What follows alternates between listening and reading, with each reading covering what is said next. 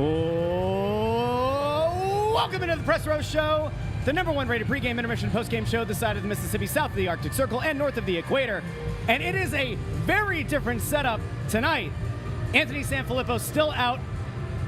We wish him the best. He is out ill. We hope that the Spanish flu passes soon. But in his stead is the returning great Bill Meltzer. But who do I see on the end? Did Bundy get very handsome all of a sudden? The commenters are asking. John LeClaire is here. Listen, I'm a lot better looking and a lot smarter than that guy. You cannot confuse the two of us, please. Tonight is Snyder Legacy Night. It's a big night down here at the arena. Flyers playing host to the Dallas Stars. That happens to be a team that Bill Meltzer is very familiar with, so we'll be getting into some game breakdown. But before we get there, John, I want to just kind of pick your brain a little bit since it is Snyder Legacy Night. When you think about Ed Snyder in your time here as a player, what's something that comes to mind more than anything? Lots of things. I mean, Mr. Snyder was everything to this organization. He was a great leader. He had a desire to win like I've seen in nobody. And when people talk about being a Flyer, it started with him. Mr. Snyder was just a great man and a great leader. Sometimes players, once they retire, they kind of go back and they reminisce about coaches they had, about teammates they had, obviously. And it seems like a lot of times players that ended up playing for an organization that had kind of an outspoken owner, they maybe talk about that guy a little bit more than the ones that are kind of shrouded in secrecy, we'll say. Yeah. Mr. Snyder wasn't your quiet owner that, lived out in California and just, saw how the team was doing on TV. Very involved. And I think that's why everybody's got an Ed Snyder story. Everybody got a story where Mr. Snyder, did something or just made an impression on them through their career. He had that presence about him. With a lot of teams, the owner, you have to wear a name tag. That doesn't matter what your stature was in the league. They don't know who the players are. That was certainly not the case with Ed Snyder. No, it wasn't. And, that's what I like. I think, one thing Mr. Snyder loved about his team is, the effort they gave and that they wanted to be a Flyer. I think when you talk about guys that he would go out and sign, the one thing he kind of wanted to know is do they want to be a Flyer, and that was important to him. And I think you're seeing that now, with Hilf and Jonesy and Danny running the show. They're bringing that back a lot. They want guys that want to be a Flyer and want to do the Flyer way. I guess one of the, it's always kind of tricky to go down that road, but people do seem to compare Hilferty a little bit more to Snyder than they did his predecessor. Is there anything that you've experienced where you're like, all right, there's at least a little bit of a similarity there? Fortunately, I didn't have a chance to know the predecessor that well, but I do know that just from all the people I know in the building, it was a 180-degree turn when, Hilf took over. And Hilf's got a lot of the characteristics Mr. Snyder had. He really does. He's got that drive to win. He cares about his players, cares about his people around him. So, one of my main memories of Ed Snyder, World Cup of Hockey '96. Of course, you're playing in it. Before the game, USA against Canada, Ed Snyder was at the entrance, greeting all the fans as they came in, and walking around the concourse, asking people what they liked, what they didn't like. They used to have the Flyers exhibit downstairs. You want to know what people thought about that, right? He wasn't in his box. He was out there with the fans. One thing I've noticed with Hilf, you go to Voorhees, he's walking around talking to people. He is, yeah. So. Yeah, he's done a terrific job. I mean, the product's getting better. It's going to take a little bit still, and we're on it. It's a process, but it's just moving in such a good direction. And there's a lot to feel good about around there, and I think Hilf's the driving force behind that. Your name has come up a few times, just at different levels and at different times, about your involvement around the organization. Can you give people a little bit of an idea of, you're out here tonight. You keep up with the team. Like, what are you doing around the organization these days? Mainly being involved in hockey ops. I deal a lot with our draft picks. I deal a lot with our minor league team, and I'm here with the big club also. I've had my nose in a little bit on the power play stuff. I don't know if it's going to keep going with the way things are going, but we'll see.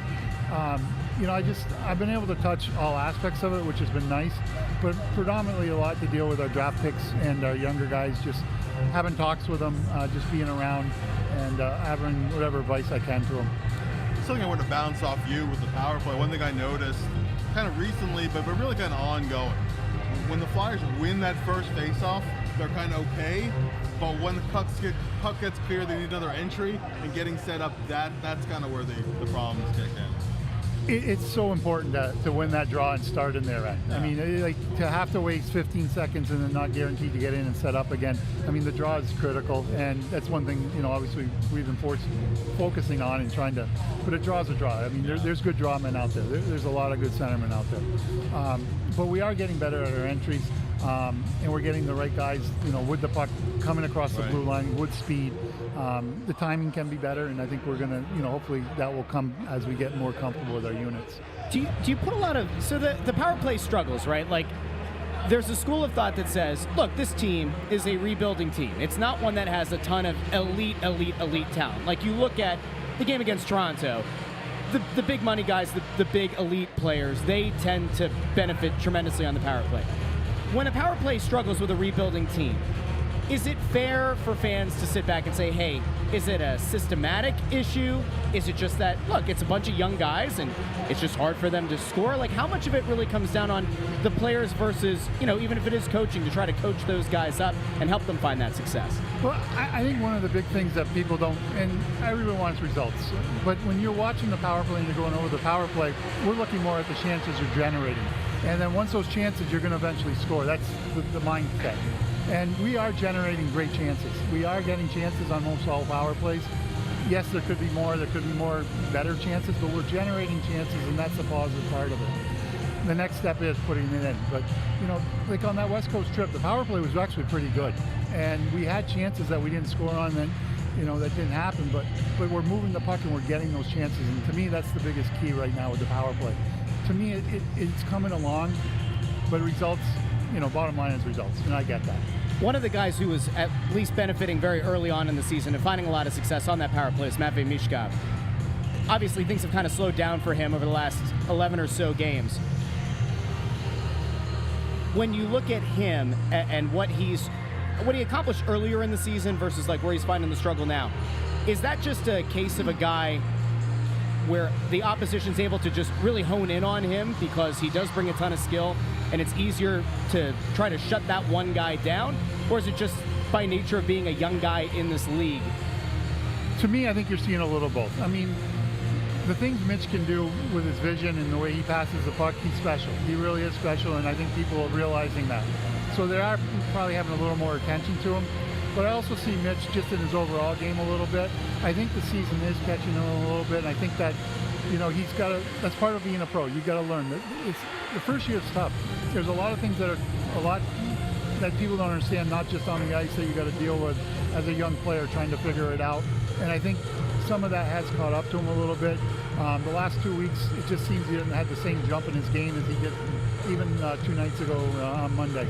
But I think it's coming. I think you're going to see a real good second half out of him. Does the travel play a lot into that? Because it seems like younger guys especially, like, I think a lot of times fans go, yo, you're young, you're supposed to bounce back. But, like, West Coast trips it's still wear and tear on the body, right? Like, your body clock's off for now. It is. To me, everybody's different. Some guys it's more mental than physical. It's more of a mental grind for some guys than it is a physical grind. The travel is what it is. They're not flying coach, though, waiting for flights. So Right. The travel is what it is. I mean, you get in late nights and you got to take care of yourself, obviously, and do those things. And he does a good job of that, I'm sure. But, the mental grind, it's tough. And, the way he came in, being a star he is, he's probably got a little bit more than the average rookie coming in. How much of it is conditioning? It's a whole other level of conditioning in the National Hockey League. I think that's all part of learning to be a pro, Yeah. what it takes. Like, you might think you're in great shape, and then you find out what great shape is. I mean, for me, it took me a good 3 years to figure out what, that's the kind of shape I got to be in. I'd worked hard in the summer and thought I was ready, and, I wasn't to the level that I had to be at, which I learned later in my career that it's a different level. It is a different level. What's the thing that sets it apart? Is it cardio? Is it strength training? Is it watching the diet? Because it seems like nowadays players are very honed in on that element, maybe even more so than in your playing days in Bundy's. We always give Bundy a hard time. I don't know if Bundy would have had as long of a career if he had to watch what he's eating like these guys do. What is that balance? There is absolutely a balance, and I think that's what every player's got to find out, where their balance is. And I think, with Michkov, he'll find that balance, and I think he'll find it soon, just because of how, he's got a different mindset than a lot of, which makes him special. And he really does. The way he sees the game and the way he approaches the game is different, and that's what makes him not just a good player, he's a star. And I think he will be a star eventually. But it's everything. It's your training, your nutrition, and we have a lot of help with that. That's one thing the Flyers are great at. Anything you need, they'll get it for you. And we have a great staff that will help him and help him get to the level where he needs to be. The last thing I have for you, I don't know if Bill does, but we've asked a bunch of former players this, and Bundy's kind of offered from his mindset of his time in the league. When you have a guy like Michkov, when he came in, there were a lot of rumors about he could be a hothead. There were rumors that maybe he demands more of his teammates than you would expect a 19-year-old to. How much of a balance and how important is it to kind of find that balance, to have that burning fire of what you perceive to be a future star, but kind of finding your lane within a locker room? I love that fire. I think people do love that fire, and I think we have the guys here in that locker room that know that you're not going to go over the edge with that. You're not going to push the limits and cause a problem with that. You need that. That's what separates players that want it, and you want players that have that desire in them. I don't think it's been detrimental to anybody on the team whatsoever, and if it was ever an issue, I think we got the right guys there that would squash it right away. All good? All good. All right, John. The only thing Bill agrees with me. I must be right then. All right. The last thing that we had for you is something that we meant to do last year, and I'm going to pull intern Andrew up on the screen over here. So, intern Andrew is younger than me, and I am younger than you and Bundy. It's all a ladder. Do you want to just get into it? Intern Andrew has something that he wanted to present to you, and it's something that came from early in his life. So when I was in second grade, I was in a Catholic school in Crofton, Maryland, and we were tasked with a school project we had to do a report on one city in America. And being in Maryland, basically all the kids in the class were doing either Baltimore or Annapolis. I wanted to think outside the box a little bit, and I did it on Philadelphia. So, I had a couple pages on the Liberty Bell and Independence Hall, but as I was always a big sports fan, I had to have a sports page in this report. So I wanted to have a picture of one player from each of the four teams. So I had McNabb, I had Jimmy Rollins, I had Iverson. There's Johnny. There's Johnny. I was 7 years old. This was from 2003. So I've had this in my backpack for a year. So I thought it'd be funny for the show. Will you autograph my homework assignment, please? What'd you get on it first? There's a sticker on it that says terrific. So. Oh, all right. So there's the page if you want to pass that down. Yes. When you said outside the box, I thought you were going to say St. Albans, Vermont. That's really outside of the box. That would have been something. So, here we are. A lifelong dream has come true as John LeClair autographs. What year was that? Probably 2003. 2003. Right. Second grade, you said? Yeah. How would second grade intern Andrew have felt? First of all, would intern Andrew have believed his name would be intern Andrew? I wouldn't have even known what the word intern meant. That's pretty wild, though. That's a beautiful moment. I had to ask my dad how to use the printer because I didn't know how. But he printed out he Googled, this is back when the early days of Google, he Googled John LeClair and then went to images, and there's that picture. So now... This is a beautiful moment. So now I'm 25% of the way there. I need Iverson, Rollins, and McNabb to autograph this also. Okay. Thank you, John. Good. Anytime. All right. And on that, I think we're going to let you go. All right. I appreciate you coming on. Bill will fill you in on Dallas, and we'll let you go. Yeah. Sounds good. Appreciate you guys having me. Thank you. Thank you for being here. All right, ladies and gentlemen. You want me to move that camera or no? Yeah, probably should. John LeClair, great guy. We didn't even have him pull up dirt on Bundy.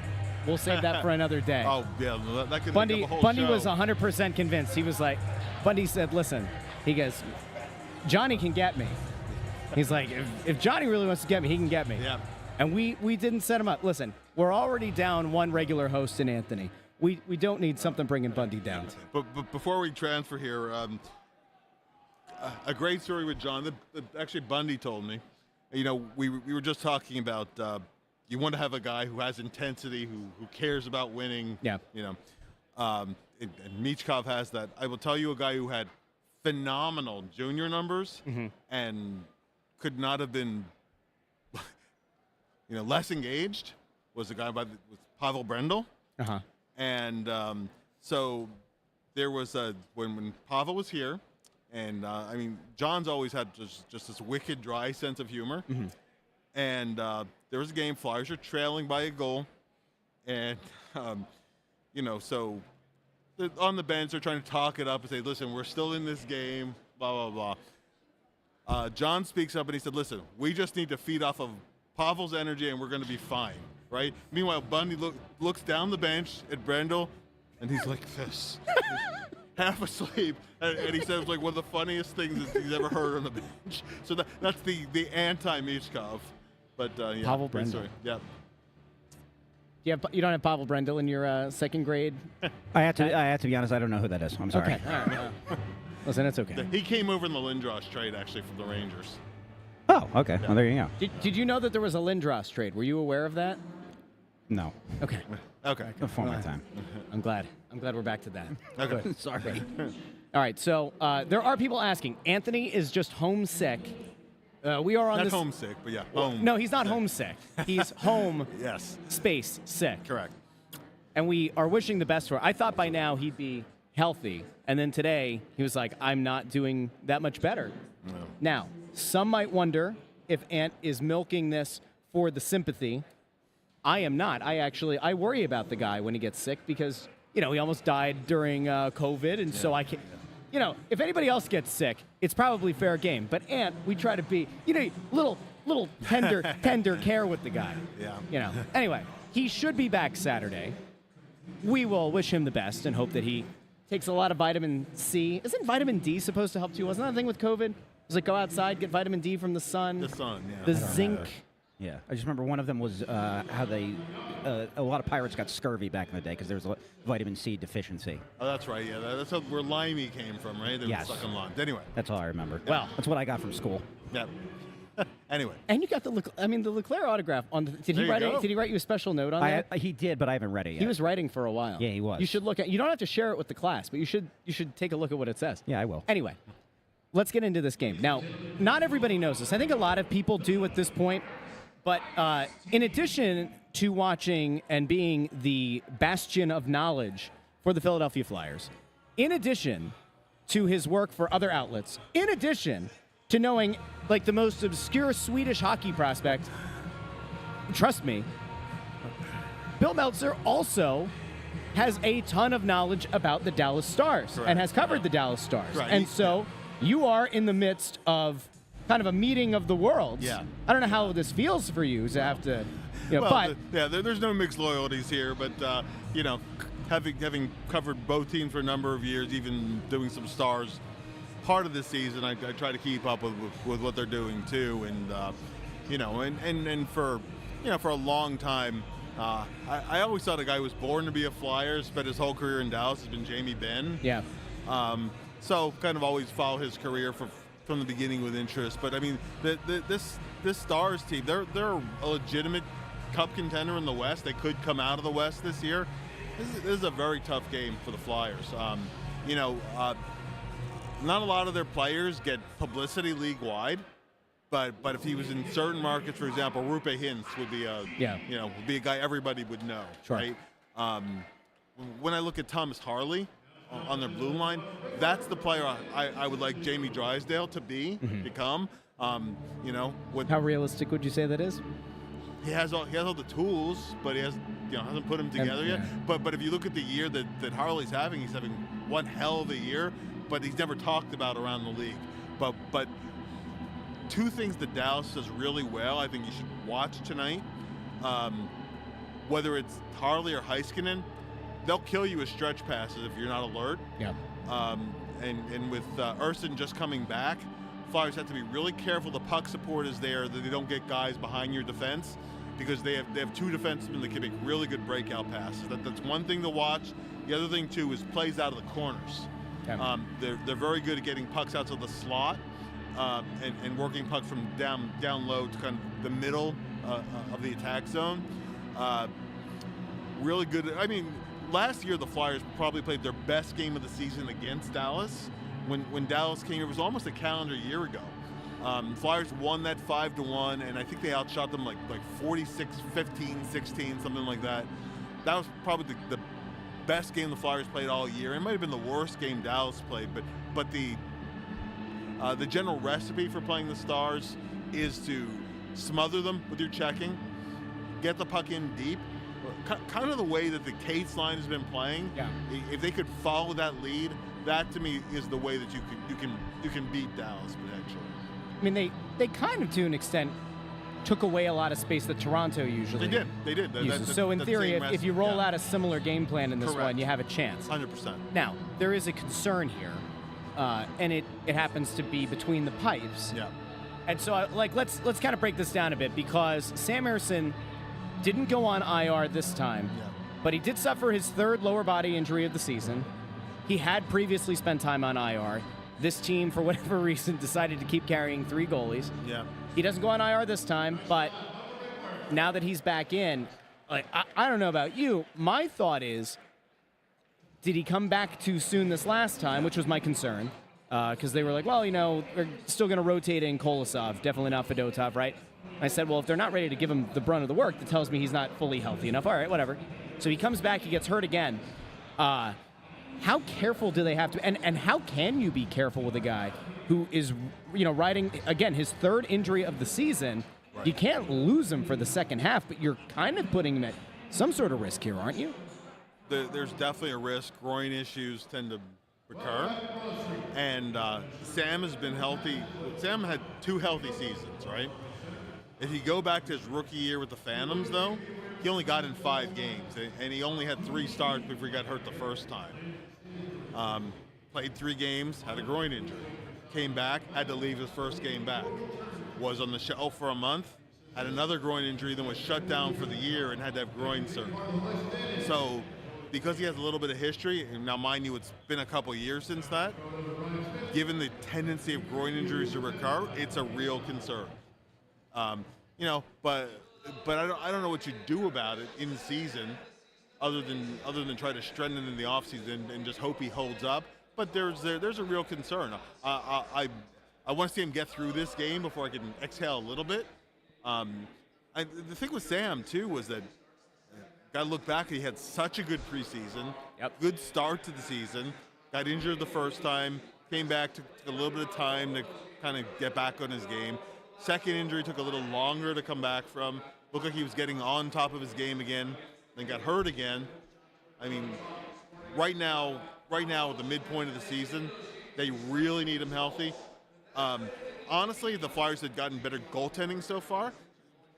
You look how generally mediocre the Eastern Conference has been. Flyers are still only a couple points below the cutoff for a wild card spot. If the Flyers would have even gotten average goaltending, they'd probably have 4 or 5 more points, and they'd be right there for a playoff spot, believe it or not, even just being about hockey 500 so far. So and I mean, they're 7, and it's funny because we were talking about this the other night, but they remain 7 points.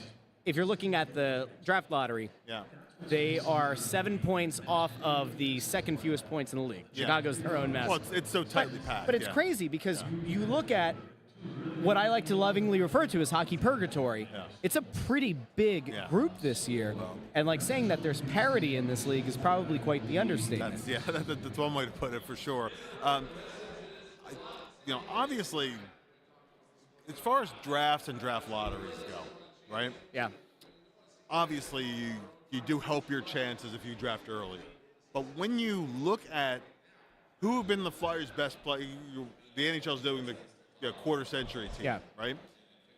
Well, Simone Gagne was picked 22nd overall, right? Giroux was picked 22nd overall. Justin Williams, who had a hell of a career, was, I think, 29th overall. It's when you can hit on some of those late first round and later round guys are the teams and Dallas is a good example of a team where they hit on, Robertson was a second round pick guy, right? So you can find players. It requires good development and a little bit of good luck, and maybe there's a little bit of an element of a little bit less of an element of luck when you pick a little higher. But wherever you're picking, you have to find a player. So you can find players. You just have to obviously pick the right guys. See, and I totally agree with that, except I'd much rather them do that, like, when they're in the midst of trying to go back to contending, Yeah. and you maybe make the playoffs, and then, like, oh, great, you found a guy at number 22 who ends up turning into a Claude Giroux or Simone Gagne. Excellent, because that helps to fortify your team that has your Matvei Mishkov and hopefully your other high pick, maybe this year in year 2 of the rebuild. I don't know. Yeah, well. But I think that's where the frustration, and, like, I am very much, my flag has been planted in the same place here for quite a long time, and it does feel like there are more people kind of coming around to it. But Danny Briere did this interview with TSN Overtime a few days ago, and it sent Flyers Twitter into a panic because among the many things that he said was that you need higher end talent. Well, we all know that. But then there is also this thing that came out. It might have been 32 Thoughts, but there's another thing that came out that said, don't expect the Flyers to be that aggressive at the deadline in selling off parts. The offer has to be right. Correct. Right. I know where you're going with it, and I totally get that, right? Yeah. I mean, a year ago they dealt Sean Walker when they were actually in a playoff spot, right? And got a late first round pick this year from it. Yeah. If the Flyers could get a first-round pick for Ristolainen, where they're not retaining salary or whatever, I bet you they make that move, right? Every year it seems like Scott Laughton's name comes up. If the Flyers could get a good enough asset, but I mean, what is the Flyers' biggest need? It's going to be they need a first-line center. They need a center, and nobody's going to trade you nobody's trading you a young first-line center. Correct. So that you're not going to, and even kind of names that go out there like Pettersson. Yeah. I mean, Vancouver's in a playoff hunt, right? Yeah. Even a guy in a non-playoff He's an interesting team. name though.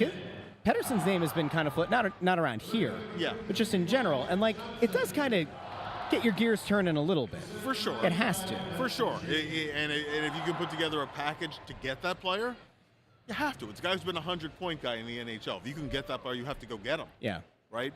I don't know how doable it is to get him. Sure. Even a guy in a non-playoff team like Dylan Cousins, well, and maybe I'll be proven wrong, but I think when all is said and done, Dylan Cousins is going to be a Buffalo Sabre. And mind you, their GM is on the hot seat. Yeah. But I'll tell you what, if you're the GM that trades a young guy who's been a 30-goal scorer in the league with his physical tools, and after a couple kind of up and down years, he puts it all together, you probably won't be a GM in the NHL again. Yeah. So I think a lot of teams and GMs are risk averse. Yeah. And I think that hurts the chances of making a trade. Especially one who might be at the end of that leash. Yeah, for sure. Which is why, I think that part of the frustration that's out there, and I had this one pulled up from earlier. Intern Andrew pulled it on the screen, and I'll bring it up here. So Vineet Singh asked over on YouTube, said, are we not jumping the gun by asking management to do more? Jonesy said they would only be sellers and that this was the year to see what they had with Kolosov and Fedotov. Hasn't worked, but had to see. Yeah. I said something on my show on Wednesday where I questioned aloud, at what point will the fan base start to turn up the heat? I think that we're starting to get to that point. The honeymoon of the new era of Orange, eventually it does run out, and it doesn't matter if you are a well-liked guy as a personality on telecast, on the radio in Jonesy. It doesn't matter if you are a very well-liked player in Danny. At some point, the fans are going to look, and they're going to look at the body of work and say, all right, how is this different? And I think that's where I've started to settle, where it's like, all right, I'll give you this trade deadline. But if you get through this deadline again, and Scott Laughton's here, then I go, well, I don't know. That's the kind of thing that Chuck Fletcher, most notably by me, would have gotten raked over the coals for. Right. I just sit back and I go, all right, Laughton is the guy to me where it's like, organizationally, if you can't develop a bottom six forward that can serve that role, that tells me there's a much bigger problem at hand. You want to make the case about Aristo because he's a big guy, he's playing the best hockey of his career, it's something different. But how long do you think is fair until the fans should feel within their right, I guess, to start to crank up that heat a little bit? I would say this offseason. This offseason. Because a lot of trades that happen in the offseason, those seeds get planted before the deadline. Yeah. And maybe the team isn't ready to pull the trigger until after the season. But if the Flyers have the draft, go into free agency, and they essentially the same team again without upgrades, then it's fair. And honestly, I think that it has worn off to a degree. I mean, social media isn't always a great barometer. So, yeah. But I do think there's a level of heat that's being turned up on Danny. You'll read on some of there, well, he's exactly like Chuck, right? Funny thing was Chuck had that one off season where everything kind of worked out that next year. Yeah. And he kept trying to recreate that, and it just didn't click again, right? Yeah. So. Well, and Chuck also had the thing where he was like the guy who got left at the altar. Slide down. Like, Chuck was almost like the guy who got left at the altar, though, by Matt Niskanen, and kept saying, like, no, it's going to be okay. He's going to come back. And then he never came back. And they never, I mean, the Ellis trade obviously didn't work. And that was, What do you mean? What, the Ryan Ellis trade? You don't think that worked out for them, Bundy? Well, he had 3 really good games. They were 3 of the best games. Right. And you know what? That equaled 200 to the 3 he played so well. Yeah. You know what? Sometimes those things happen, man. You don't want to create them like that, but that was a rough one. Yes. And he's still here, technically, right? Yeah, he's still getting paid. Yeah. Yeah, he comes into the summer, fails his physical, and he goes home. Do you have to report for the physical? You do. Otherwise, you're breaching your contract. So, yes. So he comes in once a year, He comes in, fails his physical, and he's good. How about that? Yeah. That's not a bad gig. Yeah. It's a good gig if you can get it, Russ. All right, let's get into tonight's game a little bit. Bill, we were kind of breaking down how the Flyers can maintain some momentum coming out of that last game. Did a good job of limiting the space that Toronto had to work in, and you mentioned that that's kind of how you keep yourself competitive against Dallas. Yeah. How do you see this one playing out, especially with Ersson back in net for the first time in quite a while? I'm a little bit surprised that this is the game they're bringing him back for. I would have expected Saturday against Anaheim. Casey DeSmith is starting for Dallas. Yeah. Rather not. That potentially could help. But DeSmith also had I think like a 35 save shutout over this year, so it's he can still crank up a big game. Yeah. I said my biggest key tonight, and I just coming off the radio, was to keep going the way they were going. Like, I don't think the Flyers played a really good game. Like, they deserved far better than they got the other night. They did. And if they maintain the process and the way they played, you can't wish for more goals in the NHL. Like, you can't hope that it's going to happen, but you can control how you play and the process you go through it. And I thought they did a great job against a good team for 2 games, and all that came out of it was 1 point. The hard part is staying with it mentally when you feel you've done a good job and you're not getting rewarded with points for it. Well, I'll say this, that if Michkov's another 8-shot game, he'll score. He's not going to have too many games where he gets 8 of them on it, especially some of the quality he had, and none of them will go in. Some of his games where points have been hard to come by lately, I don't think he's been involved enough. That was not the case the other night. He was good. Yeah. All right, let's get into our predictions. Bundy, you can go first.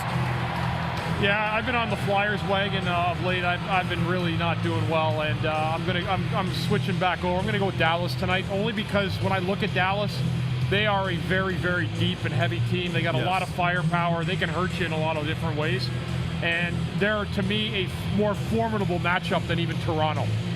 So for that, I'm going 4-2 with Dallas tonight. Our sickly colleague Anthony SanFilippo has sent over Stars 4-3.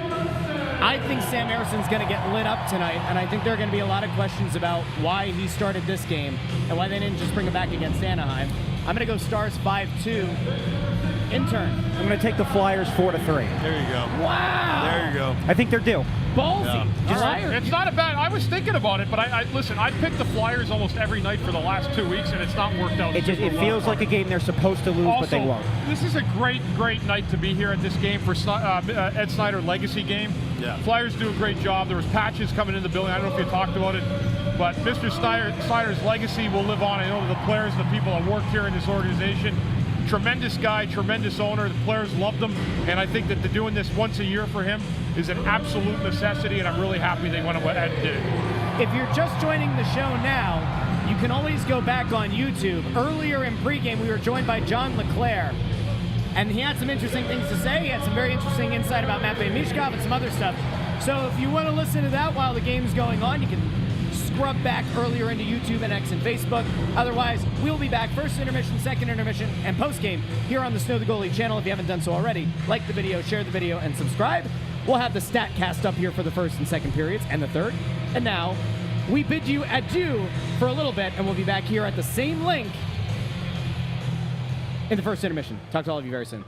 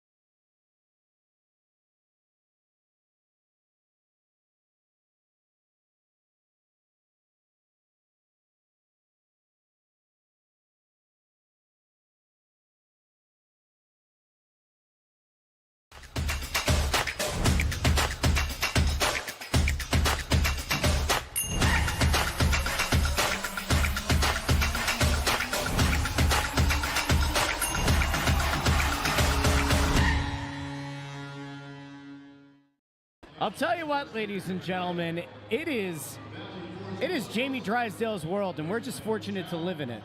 Ugh. What a period for the Flyers defenseman.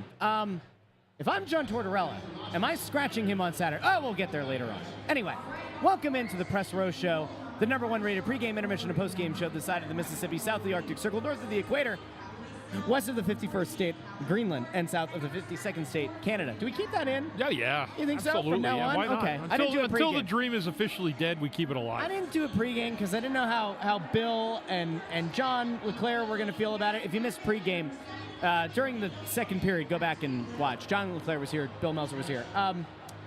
Not a great period for the Flyers. No. And I know that, say it kind of in jest, but Jamie Drysdale is having a bad game. And unfortunately, that has been the story more often than not this season when he's been in the lineup. Bundy, you and I were looking at the goals a little bit ago. Can you break down for the people what we saw? The first one was the one that was more open ice. Yeah. Well, it ended up kind of starting as a short 2-on-1. Yeah.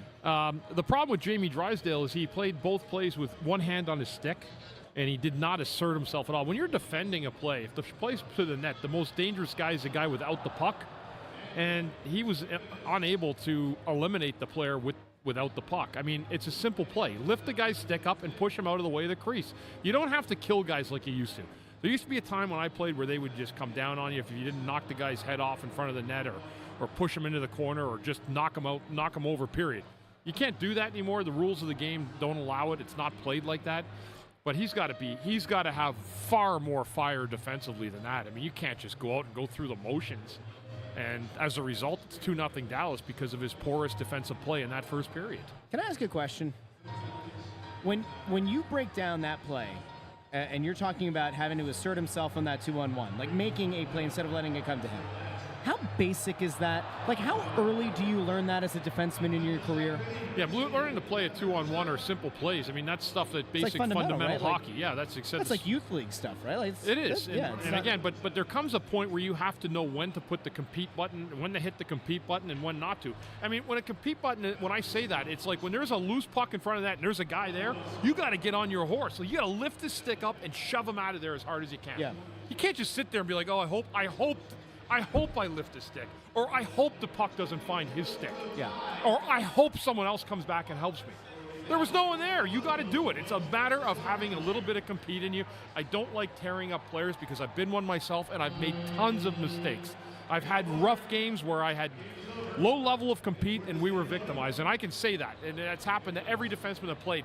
But it can't happen where you're reeling and the team's played well, and you're the responsible for the 2 goals in that period. We have people saying like this, Browns MB23 says he plays afraid. Do you get that feeling from him? I mean, early in the season I said to you and to Ant, there were times that I would watch him play and it looked like a guy who was afraid of getting hit again because he's missed so much time in his career with the shoulder injuries. Yeah. But like we're far enough into the season, like I don't know if I see the same kind of afraid. I see a guy that doesn't look confident. Just compete. It's just a matter of putting your stick down on the ice and getting into a puck battle for the loose puck. That's it. That's a loose puck battle. 2 of them, and he's lost both of them. You just get 2 hands on your stick in front and get ready to get in there and get dirty. I don't want to say it like that, but that's the fire that's got to come from the pit of your belly to not allow that goal in. So if you're the coach, right? If you were his coach, or you were a coach and you had a player who looks like he does, is it fair to consider pulling him out of the lineup? If not tonight, then for the next game. Like, I feel like forwards are often the ones who end up getting kind of crucified for making a big mistake, right? It seems like forwards are the ones who they make a big mistake. Coach yanks them. They're out for a game. You watch from the press box. It doesn't feel like Torts does that as much with the defensemen, right? Have we now seen enough to say, like, it's probably beneficial for him to watch a game from the press box? But he's done that. He's watched games from the press box. He's been spoken to in a matter. There comes a point in everybody's NHL career, if you want to be a long-time player, if you want to try to eclipse a 7-8 year mark, then you have to figure out your path forward. And it comes down ultimately to having some understanding of defensive zone coverage. And it has, more importantly, has everything to do with the compete level that you show your teammates and you show the other team. And on those 2 goals, Dallas is going back in that locker room and is saying, one guy over there doesn't look like he's too ready to compete tonight as Drysdale, make sure we try to take it to him. That's what happens when the other locker room, they know it, they see it, and it's hard to get away from it. Anything else you want? No, I'm just saying that, like, I'm looking at it because it's a brutal reality. And I'm not, and I don't like sitting here like saying, because I've made mistakes, and I think people understand what I'm saying. Like, I've had rough games, and we all have. Eric Desjardins has had bad games. It happens. Where everybody does. So I don't like to always throw shade at somebody that's struggling. But this is if you're not performing, you're not performing. And our job is to critique. And they're putting him out there. It's to critique fairly and honestly. Yeah. And that period was not good enough for him. And the coach is going to know that as well. He played him again on the power play after. Not much happened after that. We'll see what the second period looks like for Jamie Drysdale. It's hard to sit a defenseman in the game because there's only 6 of them.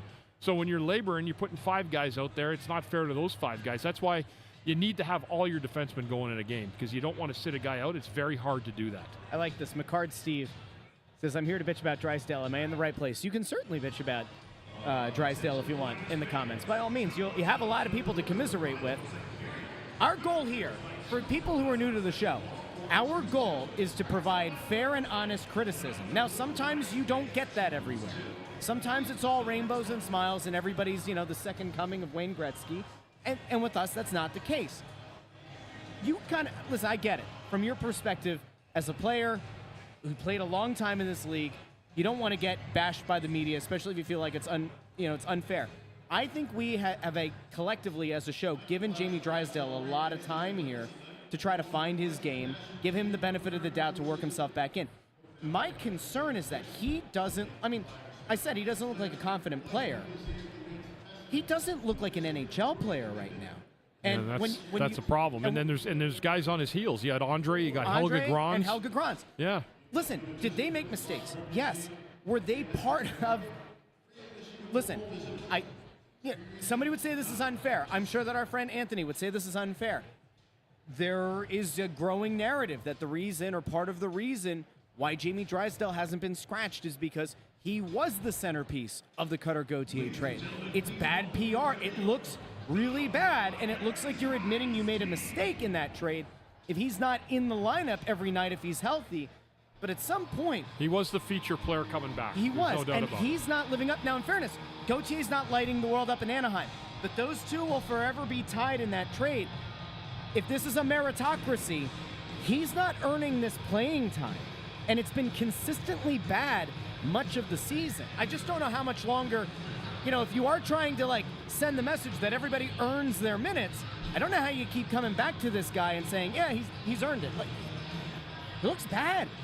Doesn't look good, but I will say we probably talked about him long enough. Let's see what happens in the second period. Let's see what kind of ice time he gets in the second period, if he's relegated to just power play. But Dallas has a good penalty kill, too. The Flyers' power play did not do much at the end of that period either, so we were talking about overly happy to your pal John LeClaire here pregame about the power play, that he's been doing some work with them. We just talked. It was a lot of insightful things. Again, people can go back and listen to that during the second period here on YouTube, X, and Facebook. We'll go to one of everyone's favorite segments here on the Press Row Show during the first period, and that, of course, is the wonderful, the majestic intern Andrew, who is here. Yes, hello. With the stat of the night. I know that I've centered a lot of my stats of the night this year on Matvei Michkov, but I don't have a whole lot to go on for this game particularly, and in a lot of ways he's been one of the few bright spots on this team this year. So we mentioned him a little bit in pregame and how he was buzzing the other night against Toronto. Had 7 shots, I think, but somehow didn't. Was it 7 or 8? He had 8. 8 shots on that. Okay. 7 through 2 periods, 8 overall. Did not get a point in that game. However, Bill said in pregame that if he is able to replicate that kind of energy against Knight, he probably scores. Yeah. Regardless, if Michkov is able to get a point tonight, he will become the second fastest Flyer in the last 30 years to get to 30 career points. This is his 40th career game tonight. The only Flyer that did it faster in the last 30 years was Gostisbehere, who did it in 38 games. That's 30 points. He did it in February of 2016. That's a good stat. Yeah, that's a good little stat tonight. Yeah, good little stat. Michkov's been okay in that first period. I don't think he didn't have any kind of those a period like he did the other night, but I thought he was okay. Flyers just need to get their game back on. Again, you can get deflated by 2 goals like that. And they're going to have to find the mojo. You got to find some offense somehow. I mean, the Rangers put 4 up against them the other night.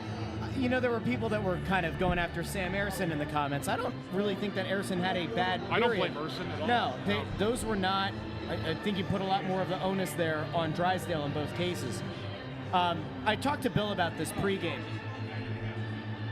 Ersson's coming off his 3rd lower body injury. He didn't go on IR this time. He had been on IR previously.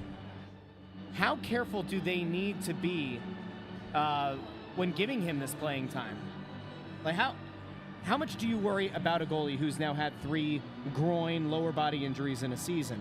Can they ride him as a starter at like the normal amount of workload that you would expect, or do you think that they're more likely to go to like a 50-50 here for a week or two until they see how his body reacts? They're gonna have to see how they react to it, right?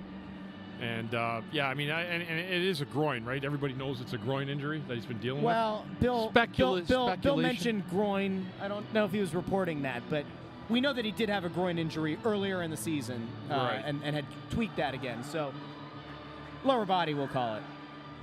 LBI. Yeah, I mean, lower body injury. My concern, like if you remember back when he came off IR and they were carrying 3 goalies, they said if he can't handle the majority of the workload, then maybe he's not fully healthy. To me, it's just a concern, right? Like, if the idea here is he is your number 1, I'm not saying like he's going to suffer a traumatic injury here and it's going to, cost him years off his career.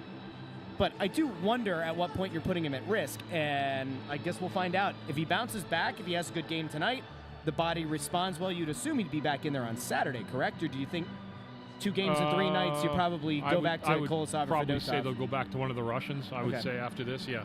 Okay. I don't think there's any doubt about that. I mean, and I guess maybe it depends how tonight goes, but I mean, are they at a point where can they really say that they have that absolute number 1 goaltender? I don't think so. I mean, they would say it was Sam, but I mean, are we really in a position to say, yeah, that's the number 1 guy through and through, and if he's not playing, we don't know what we're going to do? I mean, in fairness, that's what they went into the season expecting. It's just that the injuries really did him in. Kind of blew up their plan. Yeah, and then it's funny because the 2 goalies, Fedotov and Kolosov ended up kind of carrying the Flyers out of the cellar. Yeah, they had a good stretch, and then he came back in, and it seems like every time Ersson comes back from injury, it takes him a while. I mean, it takes him 4, maybe 5 games to kind of get back up to speed. The unfortunate thing if you're the Flyers is that you're probably not going to win those games, or you're not going to be as competitive in them, because it's almost like he has to get himself worked back up. He didn't get hurt again. I read something on one of our comments. He didn't get hurt again at the end of the period, did he? I don't think so. Ersson? No, I don't think so. I think someone was just being smart on there. But no, I did not see any kind of re-aggravation or anything that suggested to me that he'd left the game or was re-injured at the end of the first period. Let's go out to the comments. Sometimes we like to dive into the comments on YouTube, X, and Facebook. Just a reminder, if you are on X/Twitter, you have to click on the video first, and then you can comment in like that old Periscope view. Otherwise, we can't bring them up on the screen. Old Man Ferguson asks, are the Flyers the lightest team in the league? They always look small.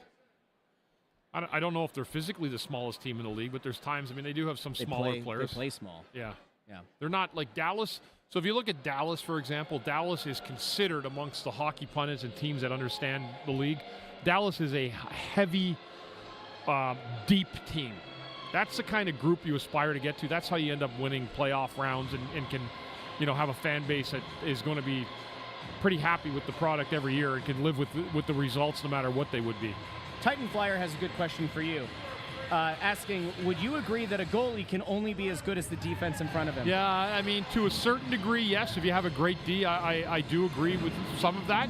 But I do think that this Flyers team has made it a requirement for the way they play that they have to get an extra save every single game, and that's been hard for them to do.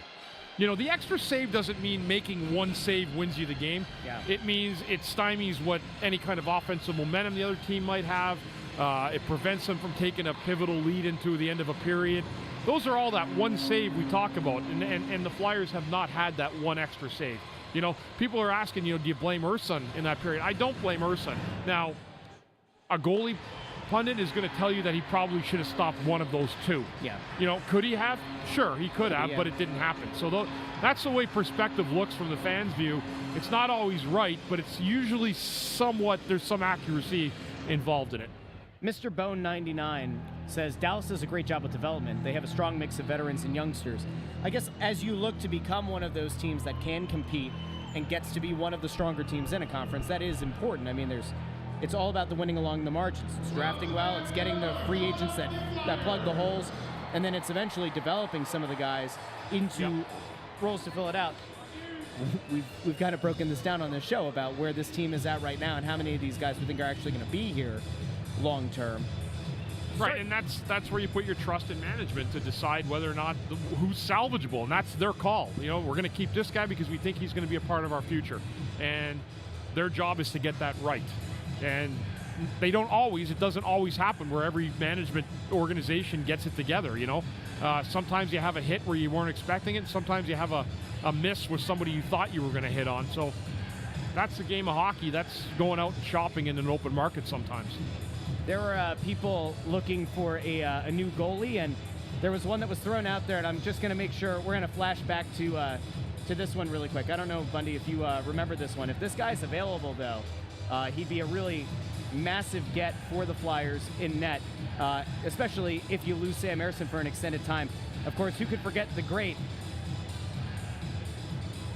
Duncan the Walrus. Remember Duncan the Walrus from the commercials? No? Oh, yeah. You gotta pick high corners on him, don't you?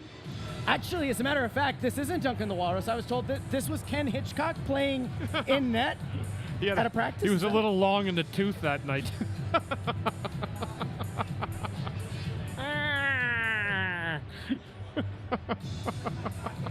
What did Hitch have to say about goalies? They should save every shot that comes their way. That's funny, Russ. I've never seen that guy before. And on that, we'll be back for the second intermission with trivia time with intern Andrew and postgame here on Snow the Goalie on the Press Row Show. Subscribe to the channel. We'll talk to all of you during the second intermission here on the Press Row Show.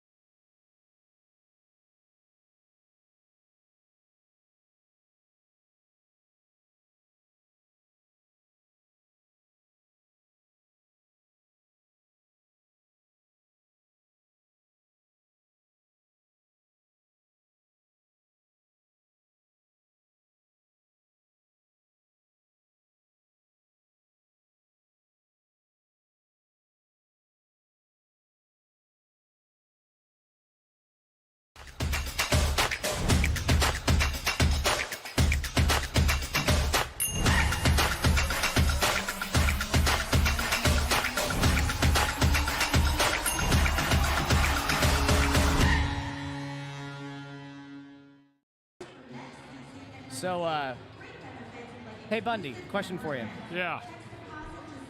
Let's come up with 3 things that you would rather do right now than watch the product on the ice. It's been rough. I mean, the Flyers had a couple chances that period, but it feels like Dallas just comes at you in waves. Yep. And they do, and they just like I said, they're just a deep, heavy team, and they don't make a lot of mistakes. They get the puck cleared way easier than Toronto did the other night. When the pucks go back, the Flyers have not had any sustained forecheck at all in this game. They've had a couple chances on the rush that were basically one and done. There's not a whole lot going on in this hockey game for the Flyers. They're trying to manufacture some chances, but I'll tell you what, when you're down 3-0 to Dallas, you got a tall task ahead of you. I'm not saying it can't be done here in the third period, but you're really behind the 8 ball. They haven't shown you much to believe that there's a comeback coming in the third, but who knows? Bill Cinco checks in over on you. Stop clicking on the comments, intern. Says, Ayer's still hurt, playing for his starting job that he lost through 2 periods. Let the Russians play. I said this before. I'm honestly surprised that Fedotov didn't get another start here and that they didn't try to put Ayerson in on Saturday against Anaheim for his first start. Bill Meltzer had said pregame, the way to stop Dallas is to do effectively what the Flyers did against Toronto, which is just limit the space. Take away the middle of the ice, and they've not been able to do that. A little bit in the D zone, they've done okay, but Dallas is, they had one possession, they had the puck in the Flyers zone for almost 3 minutes, 5-on-5, just cycling, chipping away at it, and that just sucks the life out of your team defensively in those situations. So that's a little bit hard to play like that. But the Flyers weren't as bad in the second period as they were in the first period. But again, it's finding ways to get some offense. And Tyson Forster hit the crossbar in a nice shot. There's a couple quick plays out front, but nothing sustained. No cycling, no digging in and trying to make the Dallas defense work. The Flyers are trying to score on the rush, and I'm sorry, but it's just too hard of a task to do against a team like Dallas in a game like this tonight. Philly fan says, Danny B and Jonesy need to go in the locker room and tell these guys it's unacceptable to play like this on a night to honor Ed Snyder.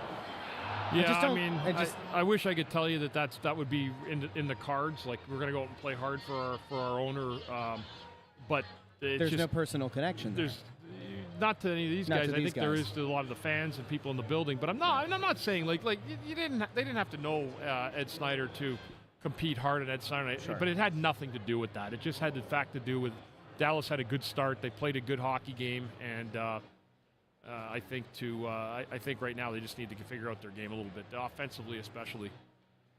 Joe here has been giving me a hard time on the Twitter for a few weeks now, maybe a few months, but they always come around. It says, well, I'm finally with Russ. Team needs a top 10 pick bad, one of the top centers in the draft, and then.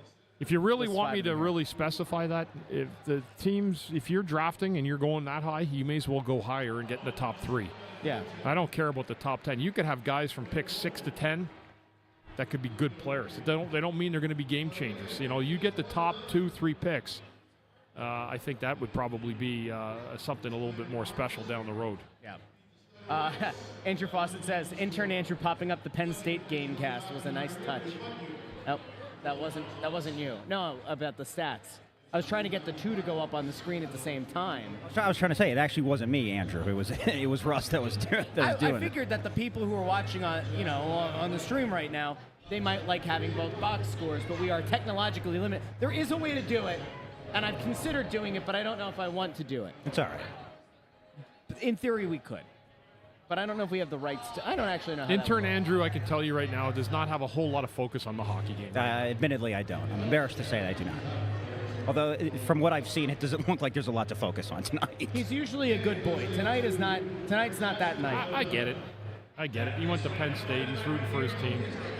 Look at the Lions driving again, deep in the Irish zone right now. Allard had a terrible pass that was an interception, but it got brought back because of the hold. Which was a good call. Very fortunate, though. Very fortunate on that call. Although it was the correct call. Jeff Kirsch asks, Russ, why are you such a troll? Because I'm small. And I like to hang out under bridges. I don't think that's the reason. Come on. All right. Browns MB23 says that the Stars are 17-1-1. Yeah, when leading after 2. Yeah. That's about what that number is going to be. But you know what? They're playing a Flyers team who have 6 come-from-behind victories when down in the third period. That is correct. We're going to try to find a silver lining here for everybody Listen, tonight. if the Flyers somehow come back and win this game, that's a statement win. If they could find a way to come back in this game, it would be the win of the year if they come back on Dallas here. The way that Dallas has played, Dallas has been really good. I did say 4-3 Flyers. 4 unanswered in the third. You're the only one to pick the Flyers. I don't think you're getting the point. That's gonna hurt me in the standings. Yeah.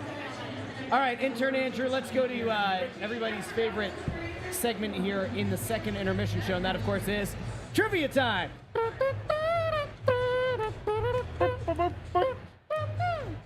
This trivia question is brought to you by that Penn State touchdown scored by Nick Singleton. 9-0, good guys. All right, I actually think this one's going to be fun. Define good guy. Penn State. Well, you're way ahead of even the feed up here on our TVs and the Snow the Goalie. Oh, I am. That's another thing I ruined for you. Sorry. Oh, he spoiled another game. I did. Sorry. That's the third game. He is notorious at destroying people's games and watching the fun in a sporting event. No one sucks the life out of a game like intern Andrew. Let's tell the people about what happened with the I'm watching with World Juniors. I'm watching the Flyers game the other night when it was Sunday night. Where were the Flyers? Where were they? They were playing Maple Leafs. They were playing Toronto. They were playing Toronto.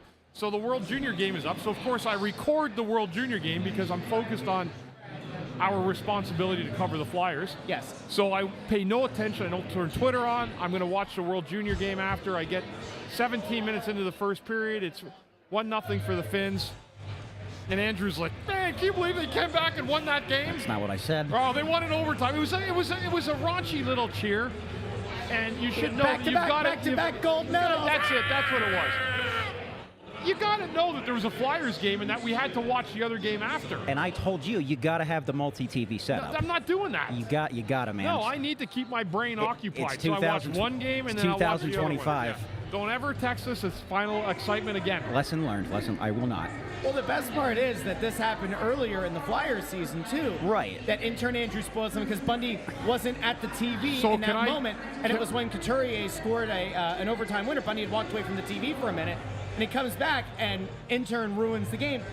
Well, do you want to tell everybody? It was Nashville. Do you want to tell everybody what you said about World Juniors after he spoiled the ending for you?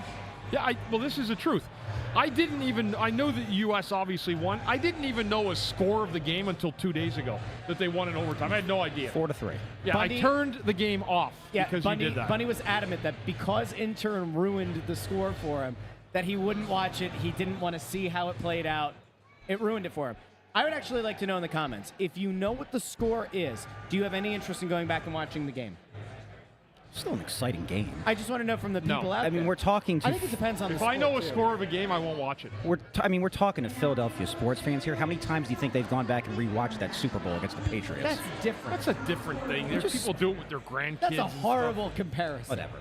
That's a terrible. That was terrible. The first time I thought the rule only applied to Flyers games, I now know it applies to all sporting events. Don't text Bundy, but that's fine. Lesson learned. Yeah. We're sportsmen. All right, fine. You want your question? People agree with Bundy, by the way. All right, go ahead. Okay. Trivia time. I think this one will be interesting, actually, because I said I'd be sprinkling them in this year. Yes. Let's do a little Bundy trivia. Ooh. So in March of 2004, you were traded to the Dallas Stars. I was. It was you played 11 games for the Stars that season. So let's test to see how sharp your memory still is. That 2003-2004 Stars season. You remember the Stars captain and 3 alternates. Yeah. Mike Modano. He was the captain. Yeah. Yuri Laterra. Or Yuri... Not that one. No. Hold on. It's a Finnish player. Great player. Defensive player. No. Not from Finland. Okay. I think you've actually mentioned this guy on the show this year. Because you talked about playing with him. I'm just trying to... I'm going... Billy Guerin was on that team. Yep. He's an assistant, right? Yep. Yeah. So Modano, Billy Guerin. I'm trying to think of... Sergei Zubov. Correct. That's a defenseman. That's a defenseman. He was definitely an assistant captain. That And was the the third one one he's mentioned before? The third one yeah. I was thinking you were of paired was, with Zubov, weren't you? I was. Yeah. Yeah. The third guy, or the third A, is the guy that I'm thinking, but I don't. It's not a Finn. It's not a Finn. Okay. And the Finn I'm talking about, if anybody could give me, I played with him, and of course I can't remember his name. He was a phenomenal hockey player. He was like the glue guy for Dallas when they won the Cup. And even when I played with him, people, even the guys there said, this is one of the most underrated hockey players on the planet. He was a Finn for Dallas, and I've got a complete brain cramp. Yuri Lettinen. That guy was unbelievable. He wasn't the other one, right? No, it was not him. Okay, so was he a forward or a defenseman? He was a forward. Stu Barnes. Nope. Seppo Newmanen was there. You got me. He's from Canada. I know that doesn't really narrow it down, but... How about an initial? Just one initial? Yeah. Okay. If I give both initials, it'd actually be pretty funny. Right, It's BM. BM, huh? Yeah. You got me. It's Brendan Morrow. Brendan Morrow. Yeah. He ended up being the captain after that, actually. When I left, he ended up, when Madonna retired, he became the captain. Okay. I didn't know that. So the interesting thing that I learned in researching for this question, this was actually Modano's first season as the captain. Because Therien Hatcher was Hatcher. That offseason, he signed a 5-year deal with Detroit. Right. And then he left. So bring it all full circle. Obviously, Hatcher played here. Did you play with Hatcher at all in Philly? Did. Okay. Yep. How was Hatcher as a teammate? Good guy. Yeah, really good guy. Good leader. Good guy. You know, played hard. Played hurt. Didn't he come here the same offseason as Mike Rathje? He did. Me, Rathje, and Hatcher were the 6'5" signings they had. Some people liked it, some other people didn't. That was the end of my road for me. Anyway, at least I can be honest about it. It was a little harder. Big guys could play, but there was no adjustment period for us. It was like we're given a whole new set of rules from what we were used to playing for a decade before, and it just changed the whole game. It allowed for smaller players to play. I like the clutching and grabbing and stuff. I mean, there was still a lot of offense, but I know people hate it now. I mean, you can't touch anybody anymore. Yeah. Philly Phantom coming in here with some... This, I think, is actually part of what's wrong with hockey. So Philly Phantom says, just bought 3 tickets to the Devils game in March for my dad's birthday. Generic seating. Cost was $445. The team's not very good and hasn't been for a decade. How is this remotely justifiable? Well, it's remotely justifiable because you decided to pay for those tickets. I don't mean that in a mean way. But the reason that they're able, I assume you bought them from the secondary market. And the reason that people are able to get that kind of price is because there are still people willing to pay it. Now, if you had waited until closer to that game, you probably would have got it for cheaper.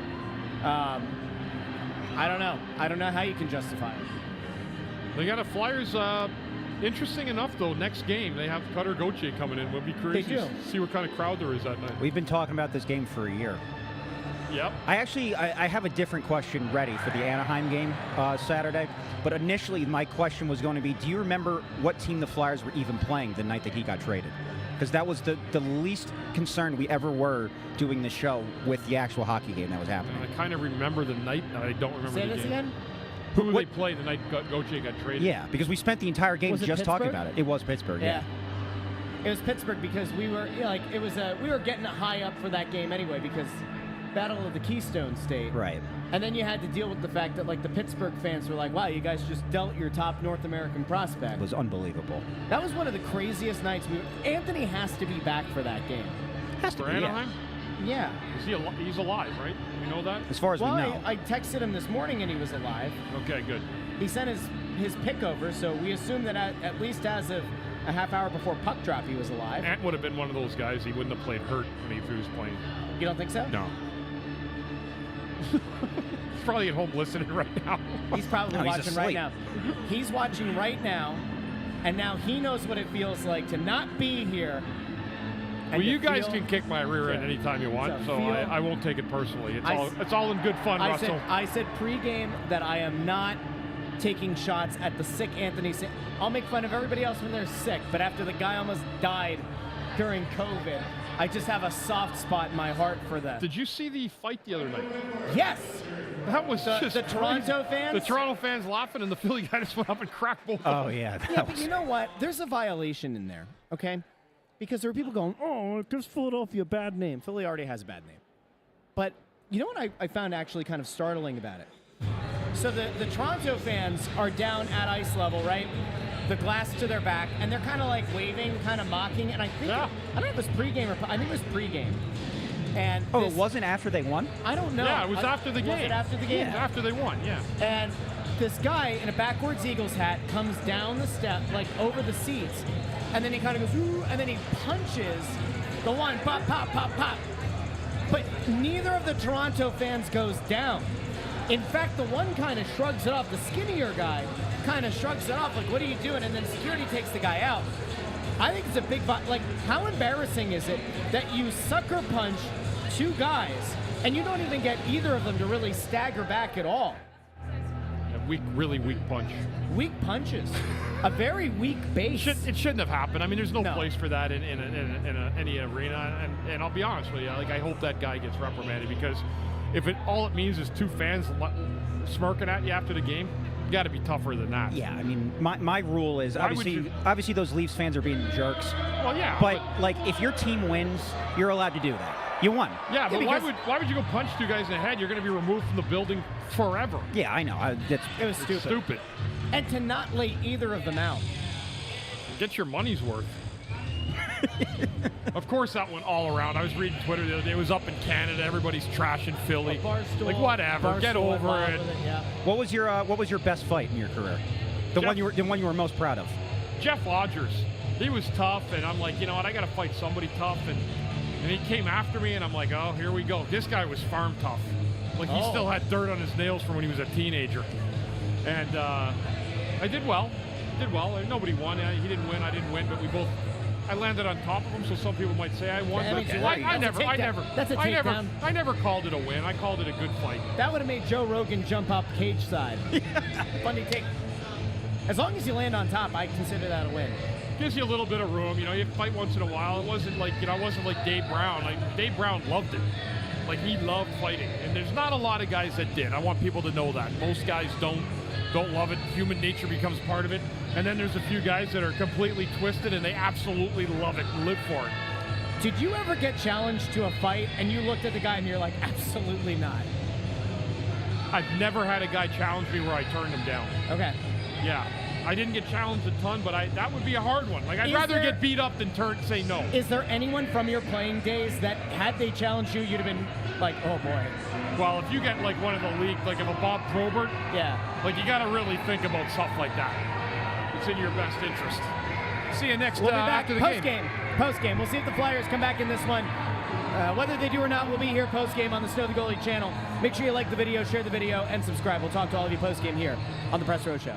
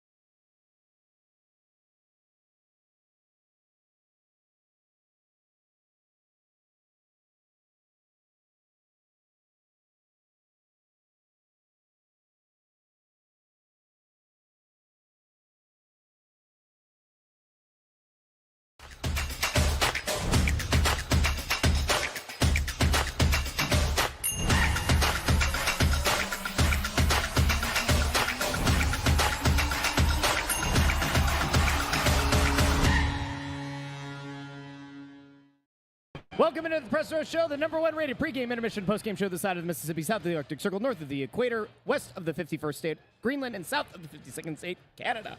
I did that all in one breath. I was running out of air. Listen, there are times where we do a postgame show. We're really proud of the effort that we put out for postgame. We sit here. Sometimes we're here for 45 minutes yelling at each other about the rebuild and how honest and earnest the organization is being about it. Tonight was Ed Snyder Legacy Night.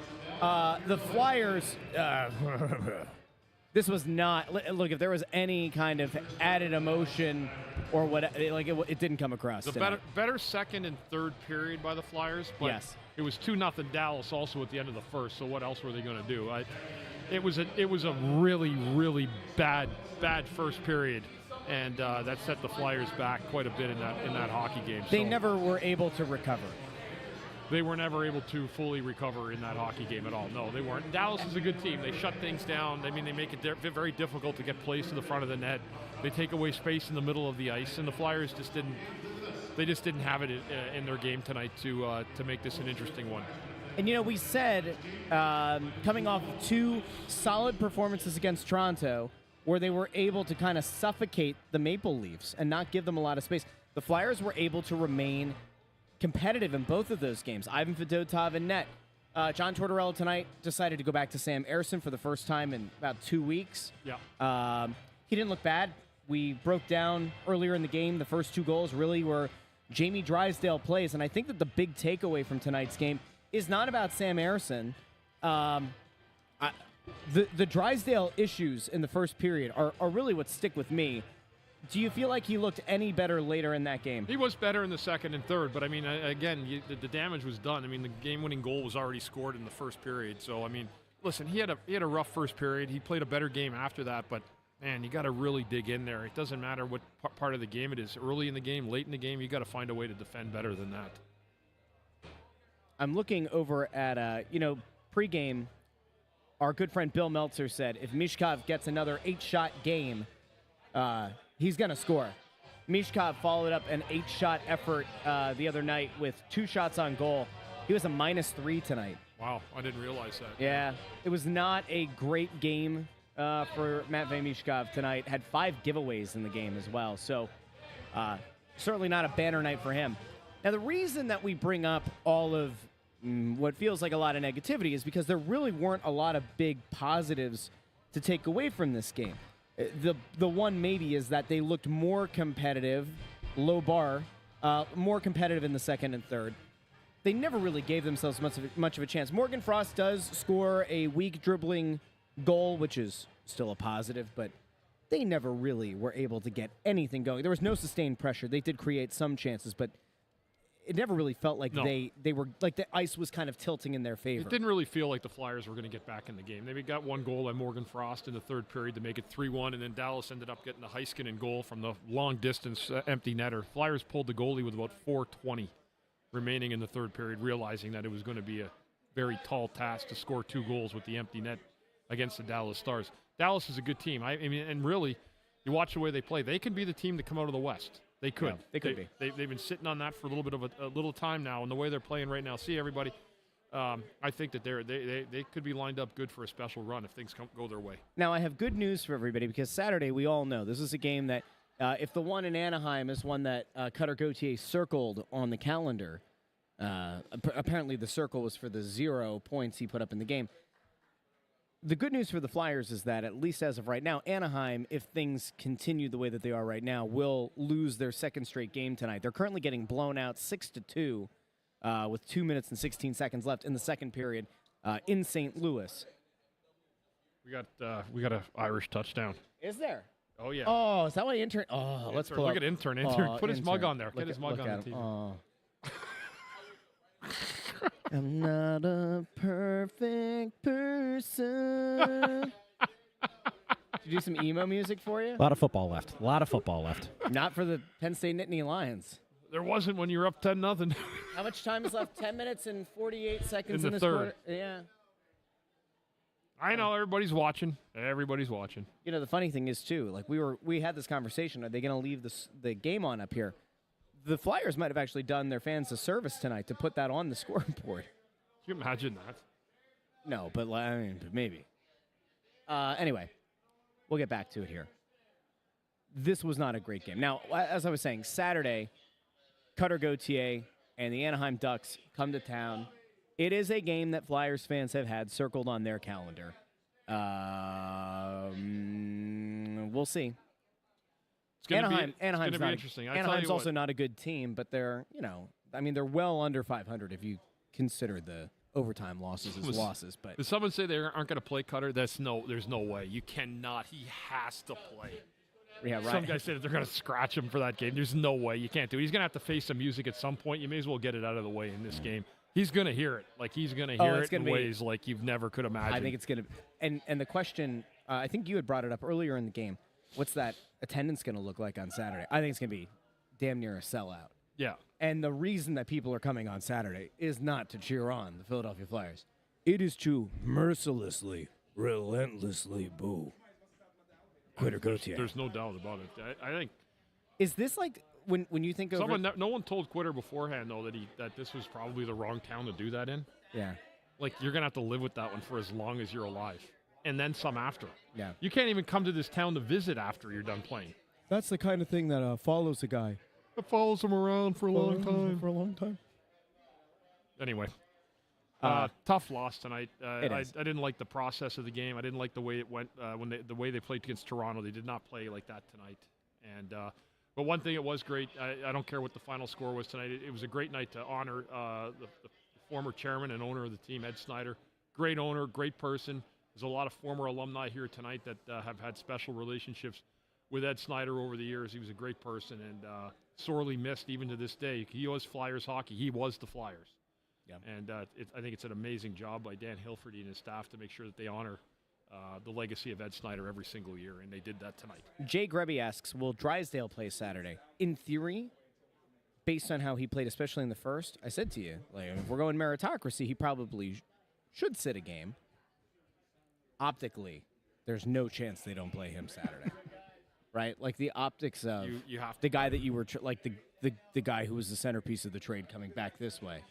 If Gauthier's playing, Drysdale has to play. I mean, just imagine the optic. That would look horrific. Yeah. So maybe, hey, here's a question for you. Drysdale spent the early part of his career, he's still very young in this league, spent the early part of his career drafted by the Ducks. They gave up on him. They dealt him to Philadelphia. Could Saturday's game give him a little extra? And could that be the game that maybe gets him back on the right path? Could it? We'll see. We won't know until the game is played, Russ, but it's a viable question. Both guys will be linked to each other, and they're going to try to compete hard because they were the two guys traded for each other. Forget the pick. It's always the two players involved at the time. So it'll be interesting to see for sure how both those players show up and perform on Saturday night. But Cutter Gauthier's got himself he's going to get himself a salute here like he's never imagined in his life. And you know what? And oh yeah. That's what we're calling it. What'd you say? A salute. A salute. Yeah. He's gonna get a salute. He's here gonna get a a one finger salute. Yeah. From many people, they're gonna be small children giving the one finger salute to Cutter Gauthier on Saturday. Don't you worry.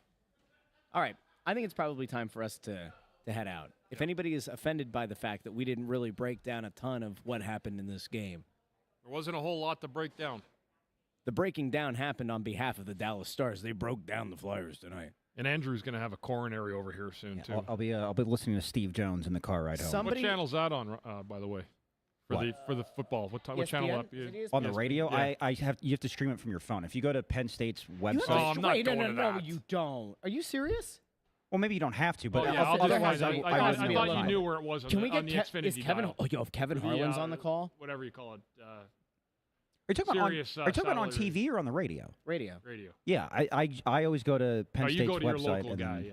Okay. All right. That's cool. No, but I want Kevin Harlan. Listen, I appreciate all the pomp and pageantry that comes along with Penn State football. Thank you. That's right. My daughter's marrying a Penn State football player in June. Good for her and good for him. You know, that's a heck of a get for him. That sure is. You know, some people would look and say, absolutely. Good for her. No, good for him. All right. Marrying into a heck of a family. Thanks Imagine for this guy's your Mike, father-in-law. thanks for that 12, 10, and 94. Thank you, brother. Appreciate that. We'll be listening to that in 5 minutes in the car. Fantastic. All right. We will be back on Saturday for the epic showdown between Jamie Drysdale's Philadelphia Flyers and Quitter Gautier's Anaheim Ducks. If you haven't done so already, make sure you subscribe to Snow the Goalie on YouTube. You can also follow us on X and on Facebook. And this is always available in the podcast feed, the Postgame as well as regular Snow the Goalie. And I even put a bonus episode from Pregame the other night, Adam Kimmelman breaking down the World Juniors. I'll probably do a bonus episode from Pregame of this show where John LeClaire came on and talked about Matvei Mishkov, the power play, a whole bunch of other stuff. So, subscribe to the podcast feed as well. It's available on Apple Podcasts, Spotify, Pandora, Amazon Music, and wherever you get your podcasts. So, for Bundy, for Anthony SanFilippo, wherever he may be. And alive and well is all we're hoping. We are crossing our fingers that we have a full cast and crew here on Saturday. The guy's got to get the voice back. He's got to get feeling better. Intern Andrew had the moment of the night getting that second grade project autographed by John LeClaire. Again, go back and watch Pregame and listen. Anyway. You missed that one. That's good. I like that. He doesn't mind. He's a great guy. No, he's a nice guy about it. Yeah. All right, we will be back on Saturday. Until then, this has been the Press Row Show, the #1 rated pregame, intermission, and postgame show. We'll talk to all of you Saturday. There it goes. Saturday night.